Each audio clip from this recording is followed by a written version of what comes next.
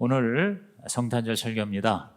누가복음 1장 26절에서 38절의 본문을 가지고 날마다 성탄절이 되겠습니다. 시작. 날마다 성탄절이 되겠습니다. 라는 제목으로 은혜를 나누겠습니다. 여러분, 우리가 이제 인터넷을 통해서 친구를 사귀거나 또는 배우자, 애인 이렇게 만나는 그런 과정이 있잖아요. 그래서 첫째는 이제 문자죠. 문자를 보내고, 둘째는 이제 좀 문자가 소통이 되면 전화를 하거나 또 영상으로 이렇게 소통을 하죠. 음성입니다. 그 다음에 이제 세 번째가 직접 만나죠. 대면이죠. 그래서 이제 마음에 들면 데이트를 하고 결혼까지 하게 되죠. 저도 연애 얘기가 아니고요. 제가 중학교 2학년 때인가 그때 국군 아저씨한테 편지 쓰기 1년에 한 두세 번 하는 것 같아요. 근데 이제 제가 이제 편지를 썼어요. 근데 대개는 편지 쓴다고 누가 국군 아저씨가 나한테 답장하는 거 한 번도 못 봤는데 어느 날 답장이 왔어요. 답장이. 그러니까 글로 왔다 갔다 한 거예요. 근데 그러더니 전화가 왔네. 자기가 휴가를 나왔대요. 그 국군 아저씨가. 내 이름도 기억을 못 하는데 근데 그때 이름을 얘기했겠죠. 그러더니 내가 학생 집에 가도 되겠냐. 그래서 오시라고. 그래서 왔어요. 3단계죠. 그죠? 글로, 음성으로, 그 다음에 페이스 투 페이스, 면대면으로 만났어요. 근데 그분이 올 때 아마 크리스찬인 것 같아요. 내가 또 아마 교회 다닌다고 얘기했겠죠. 그러니 이제 나한테 선물을 사가지고 왔어요. 책 2권, 지금도 잊을 수 없어요. 첫째가 토마스 아 캠피스의 그리스도를 본받아. 그때 처음 나는 그 책 보고, 그게 한 500년 전에 수도사가 쓴 고전 중에 고전이죠. 뭔 소리인지도 모르지만 어쨌든 그 책을 읽어본 것 같아요. 그러나 제목이 나한테 지금도 평생 각인돼 있어요. 그리스도를 본받아, Imitation of Christ. 그 다음에 두 번째 책이 뭐냐면 미우라 아야코의 그 빙점이 유명한 일본 기독교 여류 작가죠. 양치는 언덕이라는 책. 근데 그 연애 소설인데 사실 그 책을 왜 사왔는지 모르겠어요. 아무튼 거기에 이제 크리스찬 메시지가 있겠죠. 그래서 이제 그분을 만났었어요. 근데 이제 계속 이어지지 않은 게, 그분이 우리 집에 와가지고 전화를 걸다가 전화 떨어뜨려서 전화가 깨졌어요. 아주 그래서 기분이 안 좋아가지고 집안에서도 이거 큰 사건이야. 그 당시에 전화는 굉장히 놓기가 힘들었었어요. 근데 그 전화통이 깨졌어.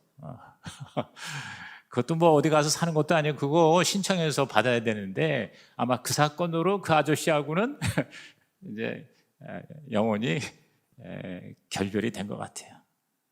지금 그 생각이 나요. 근데 여러분, 하나님이 우리에게 오신 과정도요, 이거하고 비슷해요.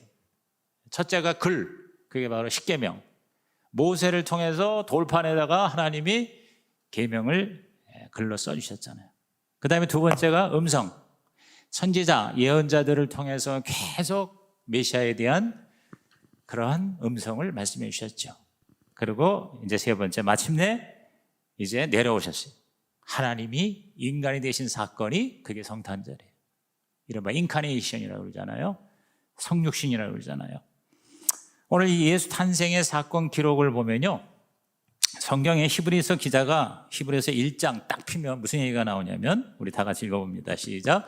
옛적에 선지자들을 통하여 여러 부분과 여러 모양으로 우리 조상들에게 말씀하신 하나님이 이 모든 날 마지막에는 아들을 통하여 우리에게 말씀하셨으니 이 아들을 만유의 상속자로 세우시고 또 그로 말미암아 모든 세계를 지으셨느니라. 십계명과 그 다음에 선지자 예언들을 통해서 말씀하신 하나님, 여기 이 말씀하신 하나님이 이제는 아들을 통하여 말씀하셨다 그랬어요. 아들을 통하여, 바로 예수님이죠. 구약에서 조상들에게 말씀하신 그 하나님이 이제 신약에서 아들을 직접 보내서 말씀하신 거죠. 당신을 계시하신 것이죠. 하나님이 직접 인간으로 오신 그분이 바로 예수님이신 것입니다. 오늘 읽은 이 본문은 마태, 마가, 누가 다 예수의 탄생에 대해서 기록되어 있죠. 요한복음은 그런 어떤 예수님의 육적 탄생의 기록은 없습니다. 그런데 앞에 있는 이 공관복음에 그중에서도 누가복음이 굉장히 자세하게 기록되어 있습니다. 여기 가브리엘 천사가 마리아에게 나타나 계시하신 사건으로 시작이 되죠. 1장 26절에 다시 보세요. 여섯째 달이라는 게 뭐냐면 이제 세례 요한이 잉태된 지 6달쯤 지난 후에 천사 가브리엘이 하나님의 보내심을 받아 갈릴리 나사렛이라는 동네에 가서 다윗의 자손 요셉이라는 사람과 약혼한 처녀에게 이르니 그 처녀 이름은 마리아라. 그에게 들어가 이르되 은혜를 받은 자여, 은혜를 받은 자여 평안할지어다. 주께서 너와 함께 계시도다. 그래서 예수 탄생은 바로 뭐냐면 은혜 그리고 임마누엘이에요. 전적인 하나님의 일방적인 선물. 그런데 그게 뭐냐? 어느 정도 선물이냐? 뭘 준 게 아니에요. 아예 하나님이 우리와 함께 하시는 임마누엘. 할렐루야. 임마누엘의 복이 최고의 복인 줄 믿으시길 바랍니다. 마리아의 친척 엘리사벳이 오랫동안 아이가 없었는데 천사의 계시대로 임신을 하게 됩니다. 6개월쯤 후에 마리아에게도 이 잉태 예언이 임한 것입니다. 당시에 이스라엘에는 사춘기 정도 나이가 되면 결혼을 시켰습니다. 여자들. 그러니까 마리아는 오늘의 아마 중학교 2, 3학년, 고등학교 1, 2학년 정도의 10대의 소녀였을 것이에요. 천사가 수태고지를 알릴 때 사가랴, 엘리사벳 부부는 기절할 뻔했어요. 이제 다른 성경의 기록에 이렇게 나와 있습니다. 근데 마리아는요, 이게 10대 지금 중학생 정도의 소녀인데 놀라지도 않아. 무슨 일일까 하고 생각을 하고 자기 입장을 또박또박 얘기한 겁니다. 나는 아직 남자를 가까이 하자는데 이게 무슨 말씀입니까? 아주 당찬 소녀였다고 생각합니다. 그래서 이제 천사가 30절 이하에 이르되 마리아야 무서워하지 말라. 내가 하나님께 은혜를 입었느니라. 보라 내가 잉타하여 아들을 낳으리니 그 이름을 예수라 하라. 그가 큰 자가 되고 지극히 높으신 이의 아들이라 일컬어질 것이요 주 하나님께서 그 조상 다윗의 왕위를 그에게 주시리니 영원히 야곱의 집을 왕으로 다스리실 것이며 그 나라가 무궁하리라 그랬어요. 지극히 높으신 이의 아들이 다윗의 왕권을 가지고 영원히 야곱의 집, 즉 이스라엘의 왕으로 다스릴 것이다. 이건 놀랄 노자죠. 여기서 천사가 마리아에게 한 계시의 말씀이 3가지인데요. 첫째가 앞으로 태어날 아기는 메시아라는 거예요. 그 당시에 이스라엘 백성들에게는 메시아를 얼마나 고대했는지 몰라요. 왜? 계속 지금 식민지 통치를 받았잖아요. 로마의 지금 통치를 받는 그러한 상황에서 계속 독립을 바랐던 거예요. 근데 그 독립을 해방을 가져다 줄 리가 이제 메시아라고. 그래서 다윗 왕의 그 찬란한 영광을 계승할 메시아를 기다리고 있었던 거예요. 근데 그 메시아 주시겠다는 거예요. 너의 몸에서 난 그 아기가 메시아가 될 것이다. 두 번째는 그 메시아는 단순한 인간이 아니라 바로 하나님이시다.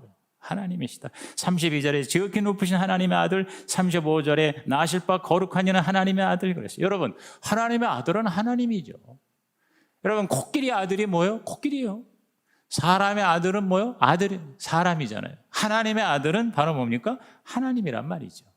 세 번째의 이 계시는 그 메시아가 나라를 다스리되 영원히 다스릴 것이다 그랬어요. 그냥 뭐 이렇게 태종태세 문단세 뭐 이렇게 그냥 왕이 잠깐 재위를 하는 게 아니라 영원히 다스리실 것이다. 그렇게 계시를 했어요. 이런 계시 받으면 다 까무라치거나 졸도했을 것인데 마리아는 34절에 자기는 남자를 알지 못한다고 했고 그러자 천사는 남자가 아니라 성령으로 잉태할 것이다. 35절부터 38절에 천사가 대답해 이르되 성령이 네게 임하시고 지극히 높으신 이의 능력이 너를 덮으시리니. 자, 남자가 아니라 성령이다. 성령이 너를 덮으리니 이러므로 나실 바 거룩한 이는 하나님의 아들이라 일컬어지리라. 보라 내 친족 엘리사벳도 늙어서 아들을 배웠느니라. 본래 임신하지 못한다고 알려진 이가 이미 6달이 되었나니 대저 하나님의 모든 말씀은 능하지 못하심이 없느니라. 38절 다 같이 시작. 마리아가 이르되 주의 여정이 오니 말씀대로 내게 이루어지이다 하며 천사가 떠나가니라. 야, 마리아는 나이는 어렸지만 진짜 믿음이 대단한 자매 딸이었어요. 그래서 이 사건 이후로 진짜 남자와 접근하지 않았는데 아기를 갖게 됩니다. 잉태를 하게 됩니다. 이른바 동정녀 탄생, 처녀 탄생이죠. 아이고 무슨 헛소리야. 여러분 이거 아직도 믿지 못하는 사람 많습니다. 그래서 기독교와 성경을 우습게 여깁니다. 근데 여러분 정말 저와 여러분이 하나님을 하나님으로 인정한다면요, 이게 무슨 기적입니까? 죽은 나사로를 살리시고 또 없는 걸 있게 하시고, 그리고 정말 죽었던 그 주님이 다시 부활하신 이러한 부활의 믿음이 있다면요, 이 기적을 얼마든지 믿을 수가 있는 거죠. 기적 중에 기적이 바로 성탄입니다. 선물 중에 선물이 바로 성탄입니다. 오늘 저와 여러분에게 최고의 축복은 바로 예수님의 탄생이다. 할렐루야. 이것이 그냥 옛날에 있었던 사건이 아니라 저와 여러분에게 사건이 되기를 예수의 이름으로 축원합니다. 여러분도 마리아처럼 예수님을 잉태하기를 바랍니다. 여러분 안에 예수님이 태어나시기를 주님의 이름으로 축복합니다.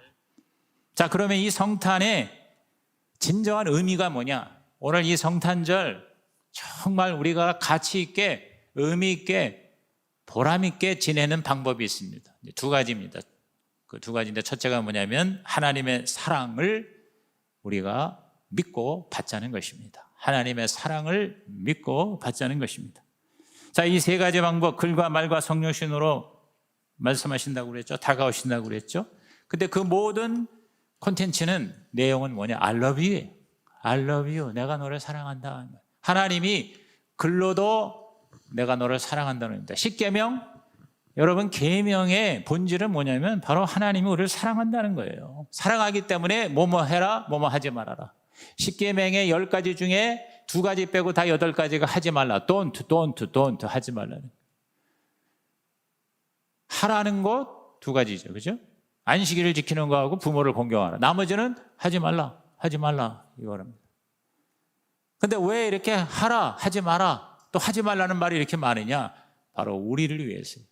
부모가 자녀에게 뭐 하지 마라, 뭐 하라. 왜 그래요? 자녀를 사랑하기 때문에 그렇죠. 사랑하지 않으면 내버려도 돼요.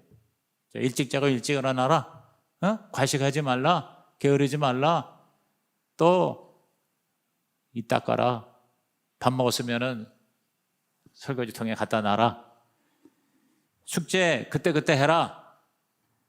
항상 길을 다닐 땐 조심해라. 이런 거 왜 그래요? 사랑하기 때문이잖아요. 하나님은 저와 여러분이 행복하기를 원하시고 잘 살기를 원하시고 한 번밖에 없는 인생 멋지게 살기를 원하시는 좋으신 하나님 믿으시면 아멘 하십시다. 그래서 하나님이 뭐예요? 계명을 주신 거예요. 그런데 그 계명을 잘 지키면 뭐예요? 잘 사는 거예요. 여러분, 나라도 잘 사는 나라는 어떤 나라입니까? 법을 잘 지키는 나라예요. 법치국가, 준법국가. 못 사는 나라일수록 법을 여러분 어기죠. 무시하죠.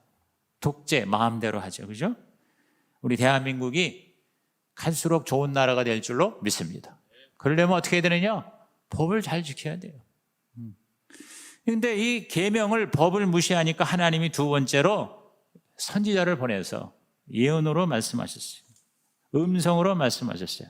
여러분, 예언서를 읽어보면요, 굉장히 어떻게 보면 부담스러워. 그렇죠? 그죠? 이사야부터 시작해가지고, 그 다음에 뭐, 아모스니, 호세아니 이런 거 읽다 보면은요, 아주 무서운 정죄, 심판, 뭐 이게 그냥 전체 도배가 되어 있는 것 같아요. 근데 여러분, 그 예언서의 심판에 대한 무서운 경고조차도 하나님의 안타까운 공일과 사랑의 메시지인 것입니다. 불순종해서 망하지 않도록 질책하시는 것입니다. 우상 숭배하다가 멸망하지 않도록 계속 우상 숭배하지 말라고 외치시는 것입니다. 우상 숭배하면 죽는다, 심판받는다. 결국 이 선지자의 예언도 결국 뭐냐면 핵심이 바로 죄를 회개하고 해결해서 하나님의 복받는 거룩한 백성이 되게 하기 위함인 것이죠. 선지자들의 음성을 통해서 살 길을 반복해서 말씀하신 것이 바로 구약의 예언서의 기록이죠. 뭐 예를 들어서 이사야 1장 18절 19절 우리 익숙한 말씀입니다. 다 같이 큰 소리로 시작. 여호와께서 말씀하시되 오라 우리가 서로 변론하자. 너희의 죄가 주홍 같을지라도 눈과 같이 희어질 것이요 진홍같이 붉을지라도 양털같이 희게 되리라. 너희가 즐겨 순종하면 땅의 아름다운 소산을 먹을 것이요 인간의 가장 큰 문제는 죄 어떻게 해요? 희게 하리라. 그 붉은 주홍 같은 죄도 양털같이 흰 눈같이 희게 될 것이다. 땅의 아름다운 소산을 먹게 될 것이다. 호세아 11장 8절 이하에 보면 에브라임이여, 이스라엘 말하는 겁니다. 어찌 내가 너를 놓겠느냐. 이스라엘이여, 내가 어찌 너를 버리겠느냐. 내가 어찌 너를 아드마같이 스본같이 두겠느냐. 이게 뭐냐면 소돔과 고모라의 심판받는 자같이 하지 않겠다 이 말입니다. 내 마음이 내 속에서 돌이켜 나의 국률이 온전히 불붙듯하도다. 국률이 불붙듯하도다. 국률이라는 게 뭐예요? 불쌍히 여기는 사랑이죠. 내가 나의 맹렬한 진노를 나타내지 아니하며 내가 다시는 에브라임을 멸하지 아니하리니 이는 내가 하나님이요 사람이 아님이라. 내 가운데에는 거룩한 인이 진노함으로 내게 임하지 아니하리라. 그들은 사자처럼 소리를 내시는 여호와를 따를 것이라. 여호와께서 소리를 내시면 자손들이 서쪽에서부터 떨며오되 그들은 애굽에서부터 새같이 아수르에서부터 비둘기같이 떨며오리니 내가 그들을 그들의 집에 머물게 하리라. 나 여호와의 말이니라.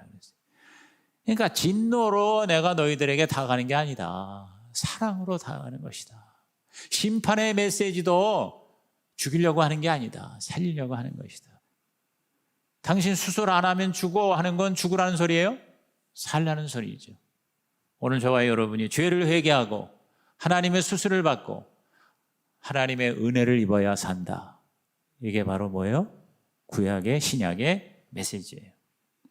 이렇게 경고를 했는데 그런데 그것도 못 알아들으니까 그걸 거부하니까 예수님 오신 거예요. 예수님도 이거에 대해서 이렇게 말씀, 마태이 23장 37절에 예루살렘에 예루살렘아 선지자들을 죽이고 네 개의 파송된 자들을 돌로 치는 자요. 암탉이 그 새끼를 날개 아래 모은 같이 내가 네 자녀를 모으려 한 일이 몇 번이더냐.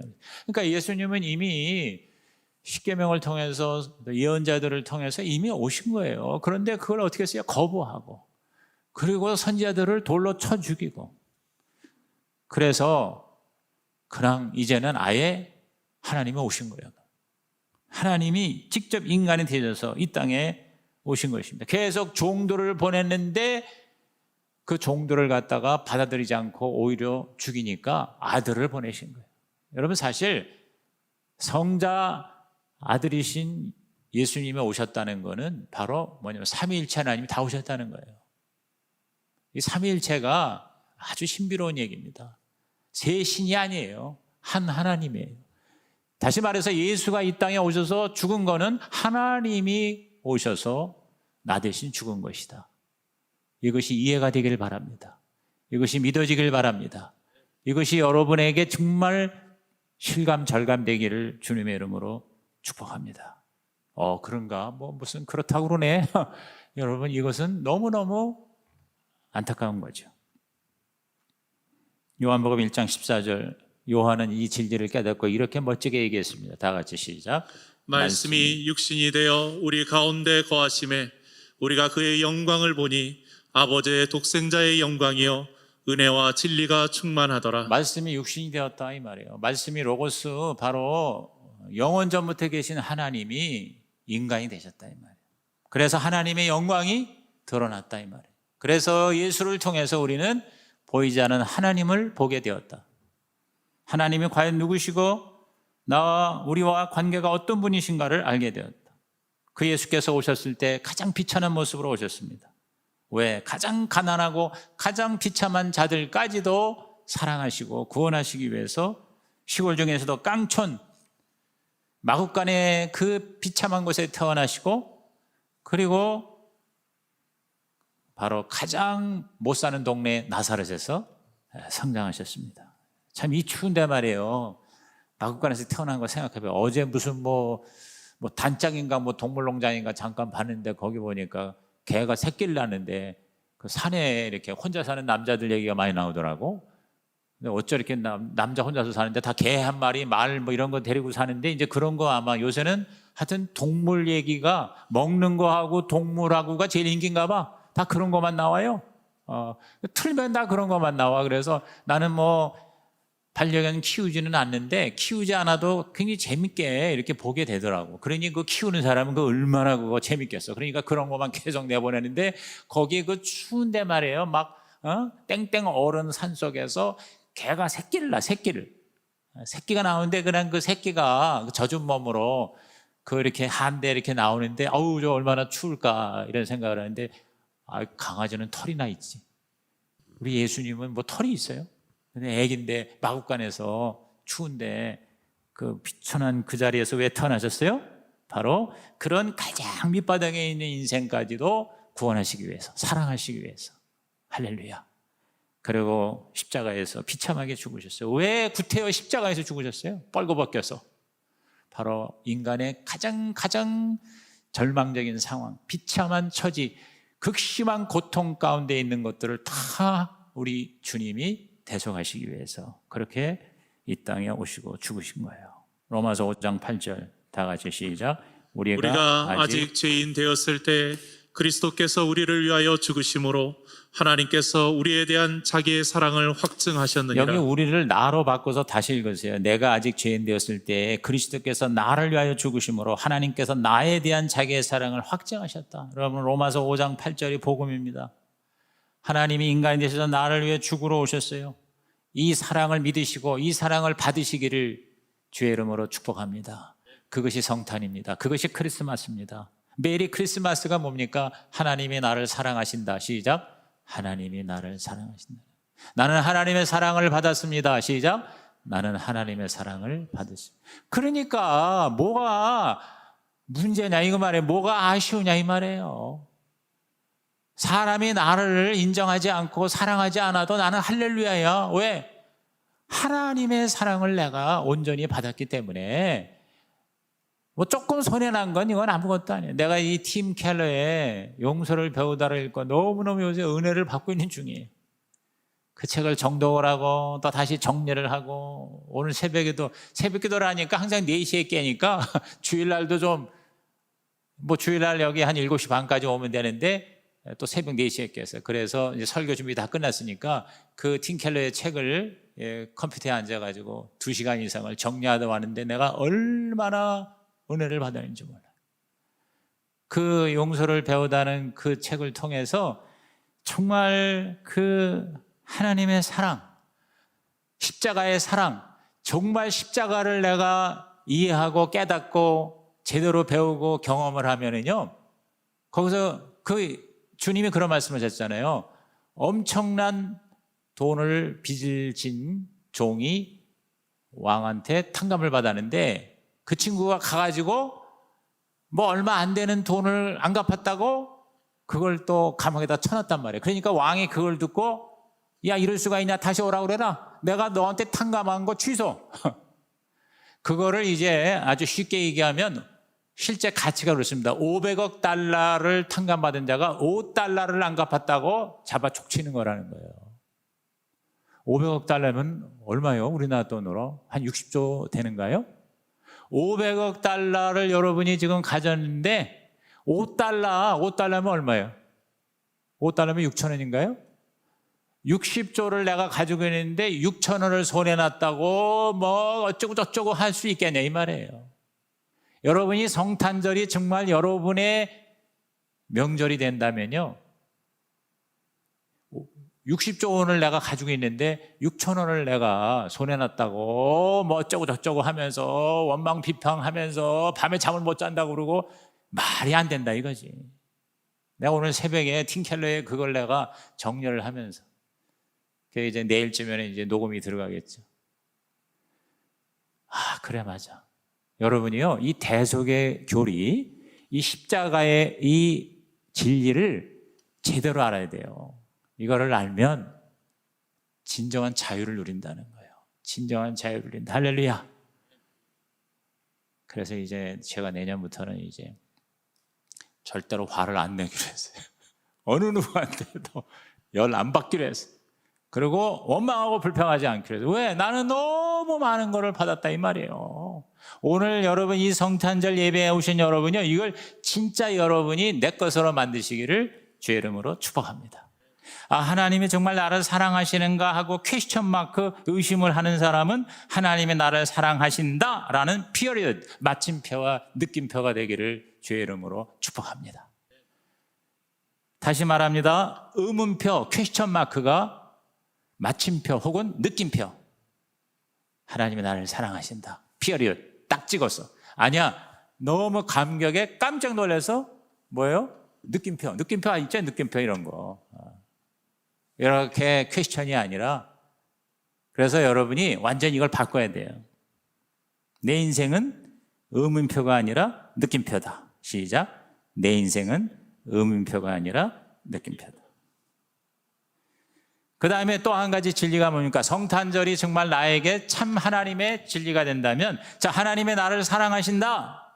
이거 받았잖아요. 그 다음에 뭐냐면, 나도 사랑한다. 이거예요. 받은 사랑 남에게 전하고 나누자. 시작. 받은 사랑 남에게 전하고 나누자. 여러분, 성탄절의 의미는 바로 그겁니다. 성탄은 하나님이 주셨다는 겁니다. 주셨다. 하나님이 세상을 이처럼 사는 독생자를 주셨으니 그랬어요. 하나님이 주셨다. 첫 번째. 그 다음에 뭐냐? 나도 준다. 이게 바로 성탄절의 두 번째 의미인 것입니다.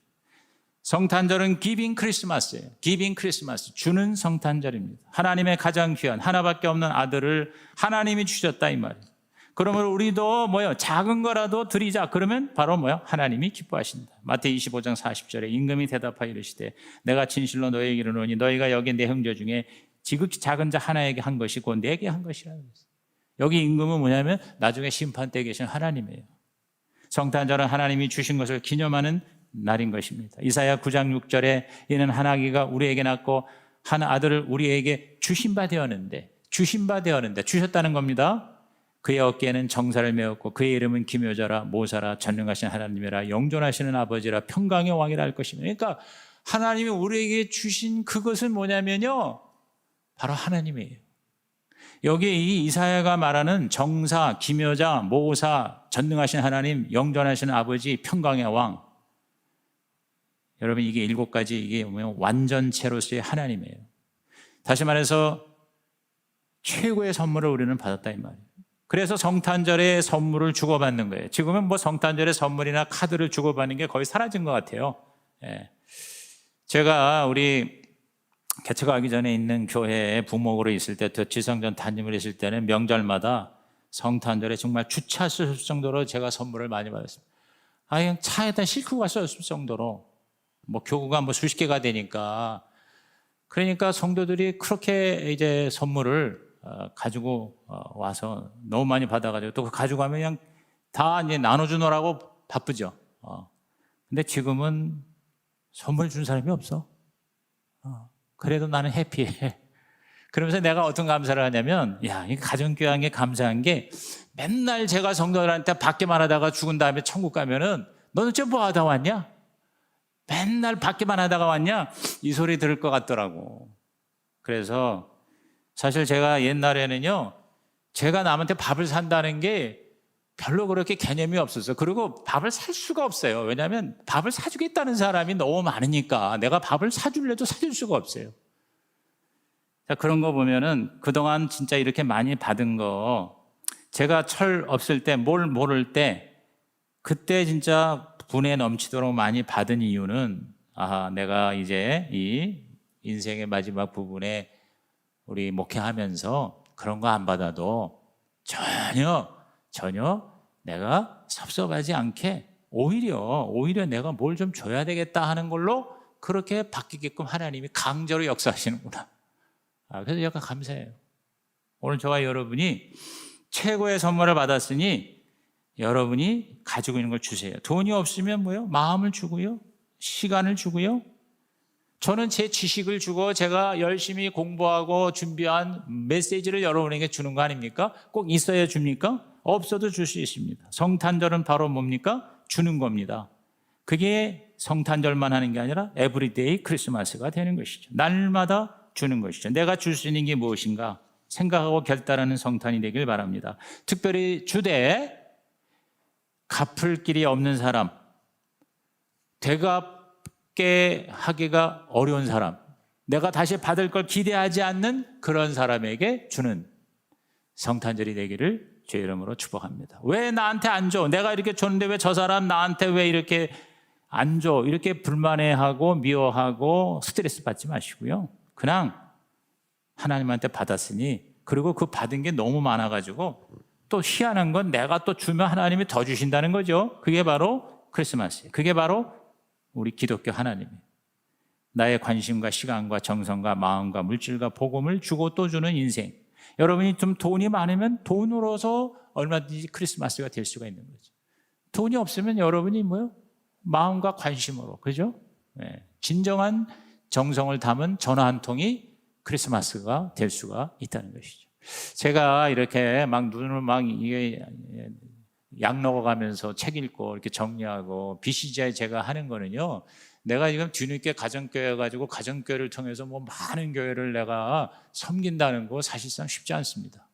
그래서 평신도 세미나 하는 게 지금 이제 목표가 되고 있는데, 그러니까 내가 옛날에 그렇게 많이 하던 그 나의 탤런트가 있거든요. 그걸 가지고 영상으로나마 그렇게 내가 뭐예요? 나눠주는 겁니다.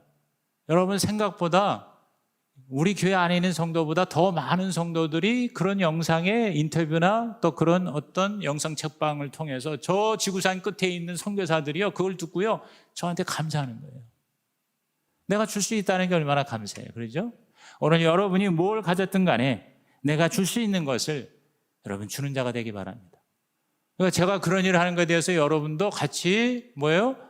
격려해주고 후원해주세요. 우리 목사님은 맨날 말이에요, 우리하고 좀 뭐 저거 하지 않고 맨날 우리 밖에 나가서 뭐 아니면 뭐 다른 사람에서 뭐 그런 거 하냐, 그러지 마세요. 우리 밖에 있는 양도 바로 뭐예요? 양이에요. 여러분이 목장 안에 있는 사람은 목원이 아니에요. 목장 밖에 있는 목원도 있다는 걸 아시기 바랍니다. 그게 바로 VIP고, 그게 바로 여러분이 섬기는 섬김의 대상이 되는 것이죠. 자, 이제 레마 카드를 꺼내시고요, 오늘 이 성탄의 의미를 한번 이렇게 리뷰를 한번 해보시기 바랍니다. 세상에선 기브 앤 테이크잖아요. 기브 앤 테이크. 근데 우리는 우선 테이크하고 기브하는 거예요. 하나님으로부터 테이크하고 그리고 그냥 기브하는 거예요. 세상에서 내가 주면은 되돌려 받을 걸 기대하잖아요. 그래서 투자잖아요, 투자. 근데 우리는 투자가 아니에요. 하나님한테 테이크한 거 내가 그냥 기브하는 거예요. 그래서 기브 앤 테이크가 아니라 테이크 앤 기브가 됐으면 좋겠습니다. 자, 한 2, 3분 시간 드릴 테니까 우리 레마 카드에 적으시고 우리 에브리데이 크리스마스가 되고 기빙 크리스마스가 되기를 주의 이름으로 축복합니다.